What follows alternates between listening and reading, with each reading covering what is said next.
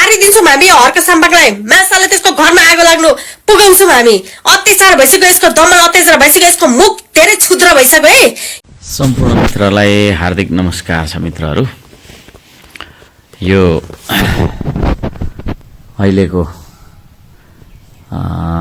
Concurrent सिचुएसनको बारेमा अहिलेको चाहिँ नि खेर वर्तमान परिस्थितिको बारेमा हामी सबैलाई अवगतै छ अब अहिले शपथ ग्रहण गरेको पनि केही दिन भयो अब सदनको बैठक सुरु भएको छैन र म चाहिँ भन्छु सरकारलाई सदनको बैठक बसाउनेतिर लाग्नु होला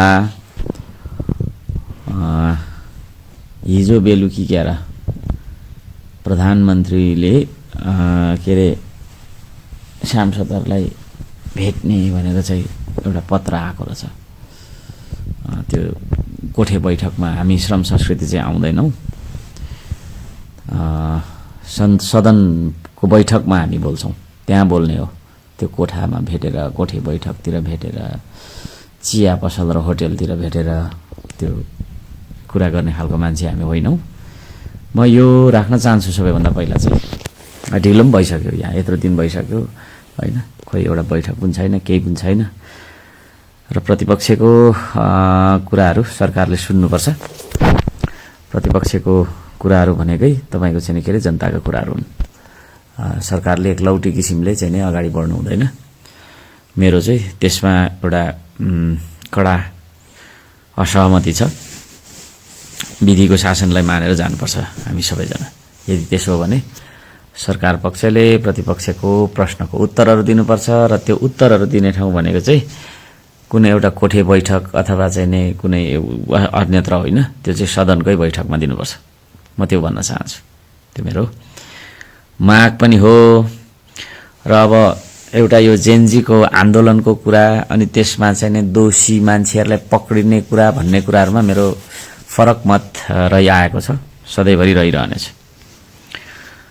अब त्यहाँ 23 गतेको घटनालाई देखाएर दोषी को हुन् भन्ने मान्छेहरूलाई पक्रेको होइन भन्ने कुरा छ ठिक छ त्यो पक्रेको कुरामा मेरो असहमति असन्तुष्टि केही पनि छैन सरकारले होइन तपाईको चाहिँ के अरे अगाडि बढाओस् के बढाउनु पर्ने गर्छन् होला होइन जान्ने बुझ्नेहरू छन् त्यहाँ तर त्यो घटना घट्नुभन्दा अगाडि त्यो घटना घटाउनका लागि डिजाइन गर्ने डिस्कोर्डमा बोल्ने मान्छेहरूलाई पनि पक्रिनुपर्छ मेरो भनाइ त्यो हो अब केटाकेटीलाई टाउकोमा गोली हान्यो गलत भयो हान्ने मान्छेलाई पक्रिनुपर्छ पक्र्यो ठिक छ ओके मैले माने सबैले मान्यो तर त्यो केटाकेटीलाई स्कुल ड्रेसमा आन्दोलनमा बोलाउने मान्छेहरू होइन त्यहाँ गर भनेर त्यो त एउटा तपाईको चाहिँ नि सरकारले गरेको एउटा प्रतिक्रियात्मक घटना थियो त्यो तर त्यो प्रतिक्रियात्मक घटना भन्नुभन्दा अगाडि चाहिँ जुन क्रिया भयो एक्सन भयो एक्सनको रियाक्टिभ त्यो थियो नि त होइन त्यो एक्सन गर्नका लागि प्लान गर्ने मान्छेहरू जो डिस्कोर्डमा बोलिरहेका थिए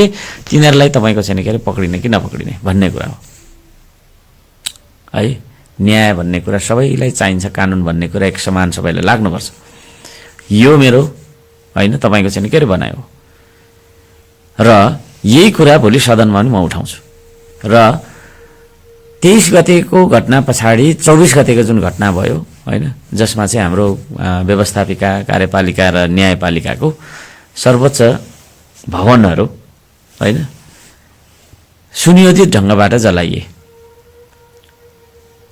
त्यो जलाउनका लागि प्लान गर्ने मान्छेहरूलाई पनि तपाईको चाहिँ नि सरकारले फ्रेम गर्नुपर्छ त्यो त्यतिकै तपाईको चाहिँ नि त्यो होइन 15-16 वर्षको केटाकेटीले है जेनजीले त्यो गरेकै होइन त्यो प्रतिवेदनमा पनि तपाईको चाहिँ के अरे ती कुराहरूलाई उल्लेख गरिनुपर्छ भन्न खोजेको हामीले मैले र तपाईको चाहिँ यसरी त्यो घटना घटाउनका लागि प्रेरित गर्ने मान्छेहरू र 24 गतेको घटना जुन छ त्यसलाई पनि तपाईको चाहिँ के अरे होइन घटाउने मान्छेहरू जुन छ तिनीहरूलाई पनि तपाईको चाहिँ के अरे फ्रेममा लिएर कारबाही चलाइनुपर्छ यो चाहिँ मेरो माग हो मेरो माग मात्रै नभएर सारा तपाईको चाहिँ के अरे आम जनताको माग हो त्यो गरिएन भने एकतर्फी मात्रै तपाईको चाहिँ के अरे होइन के भन्छ अरे कानुनलाई आकर्षित गरेको देखिन्छ त्यसैलाई भनिन्छ प्रतिशोध प्रतिशोध भन्छ। प्रतिशोध भने के हो भन्दाखेरि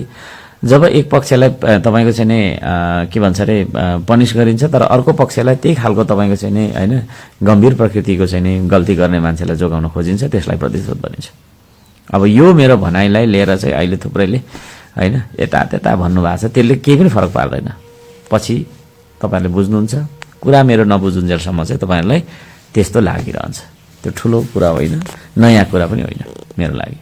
म सबैजनालाई यो भन्न चाहन्छु र एउटा प्रतिपक्ष दलको तपाईँको चाहिँ के अरे नेता भएको हैसियतले मैले यो कुराहरू तपाईँको चाहिँ राखिरहेको कुरा पनि म यहाँहरूलाई जानकारी गराउन चाहन्छु। कुनै एउटा व्यक्ति अथवा कुनै एउटा चाहिँ के अरे होइन अभियन्ता को हैसियतबाट होइन, प्रतिपक्ष दलको एउटा चाहिँ नेताको हैसियतबाट मैले यो कुरा भनिरहेको छु। म यहाँहरूलाई यो कुरा बुझ्नका लागि पनि अनुरोध गर्छु। प्रतिपक्षले सरकारको एक्सनमा प्रश्न गर्न पर्छ। प्रतिपक्षको कामै त्यही हो। हाम्रो काम मैले भने चेक एन्ड ब्यालेन्स गर्ने, सरकारको हरेक काम चेक एन्ड ब्यालेन्स गर्ने त्यो चिज हो। त्यो भन्न चाहन्छु र सरकारले गर्ने हरेक कुराको चेक एन्ड ब्यालेन्स गर्ने, त्यसलाई चाहिँ नि होइन नियन्त्रण गर्ने, निरीक्षण गर्ने, सल्लाह सुझाव दिने, होइन दबाब दिने कानुनी व्यवस्थागत संवैधानिक अधिकार हो हाम्रो। त्यसलाई तपाईँहरूले यो त्यो भनेर जुन अपमानको शब्दहरू प्रयोग गर्नुभएको छ त्यसले केही पनि गर्दैन, फरक पार्दैन मलाई। अरू जस्तो सम्झिनुहुन्छ होला, म त्यो खालको मान्छे होइन। हिजो एकल अभियान चलाएर एकल सङ्घर्षबाट यहाँसम्म आइपुगेको मान्छे हो। त्यसले गर्दाखेरि जसले अलिकति अपमानजनक शब्दहरू पनि प्रयोग गरिराख्नु भएको छ होइन, तपाईँहरूलाई पनि म भन्न चाहन्छु, जस्तै तपाईँको आफन्त अथवा तपाईँको घरको मान्छे त्यसरी चाहिँ नि होइन मारिए हो, टाउकोमा गोली हानेर मार्न गलत हो होइन। त्यो मार्ने आदेश दिनेलाई कानुनले के कारबाही तपाईँको चाहिँ के अरे व्यवस्था गरेको छ त्यो अनुसार जान्छ। तर तपाईँको छोराछोरीलाई आन्दोलनमा जाउँ कि जाउँ भनेर चाहिँ नि लाने मान्छेहरू होइन, त्यो खालको मान्छेहरू जुन एउटा प्लान बनाएको छ, त्यो प्लान बनाउने योजनाकारलाई डिस्कोर्टमा तपाईँको चाहिँ के अरे प्लान बनाउने योजनाकारलाई चाहिँ कारबाही हुनुपर्छ कि पर्दैन? त्यो चिज हो। एउटा यसरी बुझ्नुहोस्, घरमा बसिरहेको तपाईँको छोराछोरीलाई होइन अब कहीँ कतै कसैले जाउँ भनेर लग्यो, अनि गएपछि जाँदाखेरि घटना घट्यो होइन, घटना घट्यो। तपाईँको त्यो घरबाट निकालेको के अरे भित्र रहेको छोराछोरीलाई बाहिर निकालेर त्यहाँ जाउँ भन्ने, त्यहाँ पुर्याउने मान्छेको चाहिँ गल्ती हुन्छ कि हुँदैन भन्न खोजेँ मैले। त्यसले गर्दाखेरि 22 गते होइन को कसले 22 गते अथवा त्योभन्दा पहिला को कसले त्यो खालको छैन तानाबाना बुने ती मान्छेहरूलाई पनि फ्रेममा ल्याउनुपर्छ। 23 गते जुन घटना भयो होइन, त्यो घटनाको दोषीहरूलाई कारबाही गरिनुपर्छ र त्यस पछाडि 24 गते जुन खालको चाहिँ आगजनी तोडफोड र जे भयो त्यसको मूल योजनाकारहरूलाई पनि तपाईँको चाहिँ के अरे अगुवाई गर्ने अगुवाहरूलाई पनि कारबाही गरिनुपर्छ।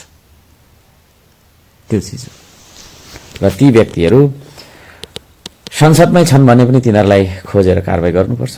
ती व्यक्तिहरू क्याबिनेटमै छन् भने ती व्यक्तिहरूलाई पनि कारबाही गरिनुपर्छ। यो चाहिँ हाम्रो माग हो, यो चाहिँ पुरै देशको माग हो। म यहाँहरू सबैजनालाई यो बुझ्नको लागि अनुरोध गर्न चाहन्छु। एउटालाई चाहिँ गल्ती गर्यो भनेर के अरे तपाईँको सजाय दिने, अर्कोलाई चाहिँ तपाईँको माफी मिना दिने यदि गरिन्छ भने त्यसलाई प्रतिशोध भन्नुपर्छ। प्रतिशोध नै हो त्यो, त्यसरी बुझ्नुपर्छ। म यहाँहरू यो भन्न चाहन्छु होइन, न्यायको परिभाषाले त्यसो भन्दैन होइन। न्यायको परिभाषाले एउटालाई चाहिँ छोड्दे, एउटालाई चाहिँ तपाईँको चाहिँ न्याय दे, एउटालाई चाहिँ नदे होइन। कानुनी तपाईँको चाहिँ परिभाषाले पनि एउटालाई चाहिँ कारबाही गर, अर्कोलाई चाहिँ नगर भन्दैन। यो छ। र म अहिलेको गृहमन्त्रीलाई यो मेरो क्लिप पछाडिको जुन यो एउटा भिडियो आएको छ यसमा मेरो ध्यान आकर्षण भएको छ। यो मान्छे को हो होइन, कि यो मान्छे पनि तपाईँको चाहिँ के अरे होइन त्यही तपाईँको चाहिँ के अरे समूहको मान्छे हो कि? यो मान्छेलाई पनि फ्रेममा सरकारले ल्याओस् भन्न चाहन्छु। ल्याउँछ कि ल्याउँदैन त्यो पनि हेर्न चाहन्छु। यति भन्न चाहे। धन्यवाद छ। नमस्ते। सरकार यो हर्क साम्बाङ कहाँको जन्तु हो? यो कहाँबाट पैदा भयो हाम्रो देशमा? यो भेडा या जन्तु कहाँबाट पैदा भयो, यो जानवर कहाँबाट पैदा भयो, यसको मुख चुप लगाएर बसाओ है सरकार, मुख चुप लगाएर बसे। यसले अति गरिरहेछ, यसले यो भेडा साला गेट पाले ढुङ्गा पक्ने भरियाले अति गरिसकेको छ। यो बाहिरै खतम भित्रै खतम भएको मान्छे काठमाडौँबाट यो संसद भवन टेक्नुभन्दा अगाडि हामीलाई मारिदिन्छौँ है सरकार, अहिले नै भन्दैछु मारिदिन्छौँ हामी। हर्क साम्बाङलाई माछाले त्यसको घरमा आगो लाग्नु पुगाउँछौँ हामी। अत्याचार भइसक्यो, यसको दमन अत्याचार भइसक्यो, यसको मुख धेरै क्षुद्र भइसक्यो है। यो साला गेट पाले साला 2 कौडीको साला खातेको किराको नाल साला बाहिर हेर्दै घिन लाग्दै भित्र हेर्दै घिन लाग्ने मान्छेको अत्याचार भइसक्यो यसको। यसको मुख चुप लगाऊ है सरकार।